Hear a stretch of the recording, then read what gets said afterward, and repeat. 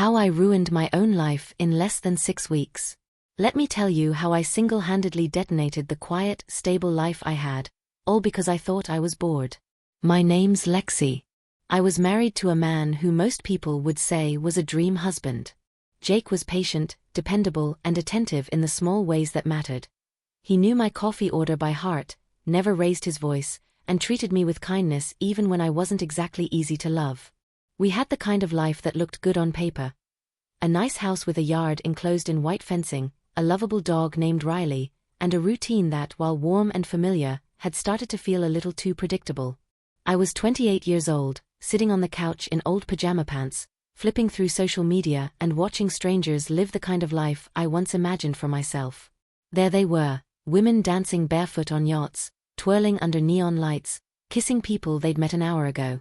Meanwhile, I was home comparing tile colors for a bathroom update. And that's when it began, this slow, persistent restlessness. Like an itch under the skin I couldn't reach.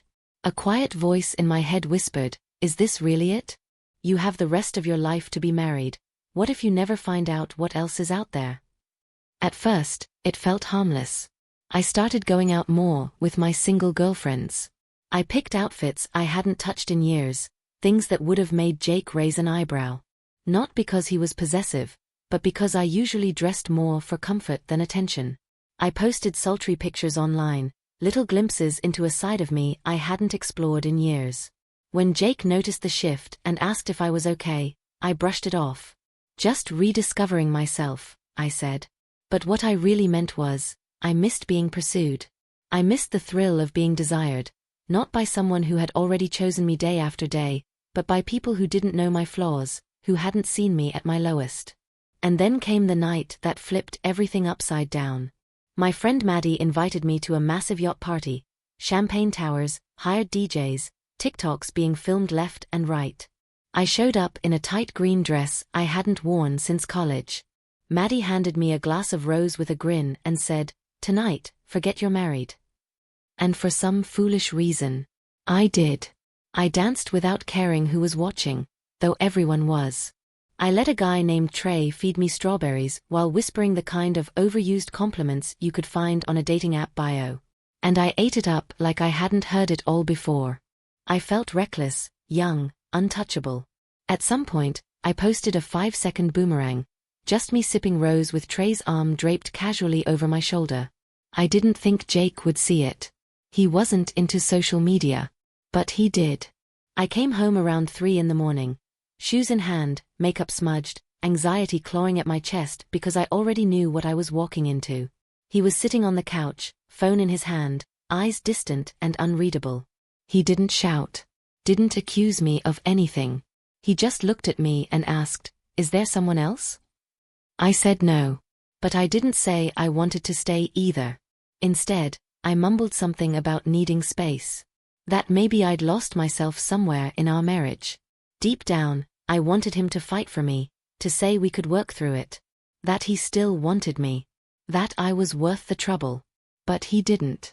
He stood, nodded like he'd already expected this, and said, "If finding yourself means losing me, I hope it's worth it." I moved out the next week. At first, it felt electric. The freedom was intoxicating. Late nights, wild parties, road trips with people I barely knew. Strangers bought me drinks without even asking my name. I felt adored, or at least I thought I did. For a while, it felt like I'd made the right choice. Until it didn't. The nightlife that once thrilled me started to feel deafening. The hangovers hit harder. The compliments all sounded the same. The flings were forgettable. No one saw me, not really. They saw a version I curated, not the woman I actually was. Then I saw Jake's name tagged in a photo, a cozy dinner party, friends around a warm table. He looked peaceful. And next to him was a woman I didn't recognize. She had that softness in her eyes. That glow I used to carry. I texted him. "Hey. Been thinking about you." No answer. The next day, "I miss you." Still silence. So I called. Straight to voicemail. I left a message, clumsy, apologetic, full of regret. I told him I made a mistake. That I missed our life, our dog, the way he looked at me like I mattered even on my worst days.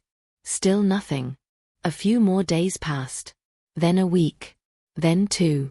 Desperate, I messaged a mutual friend, trying to sound casual as I asked how Jake was doing. Her reply was only 4 words: he's seeing someone new. I wish I could say I felt happy for him. That I was mature enough to accept it. But I didn't.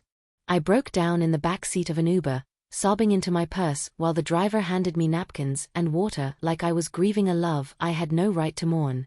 Because no one tells you this, when you chase a fantasy at the expense of real love, the world doesn't pause to let you come crawling back. People move on. They heal. They rebuild, without you.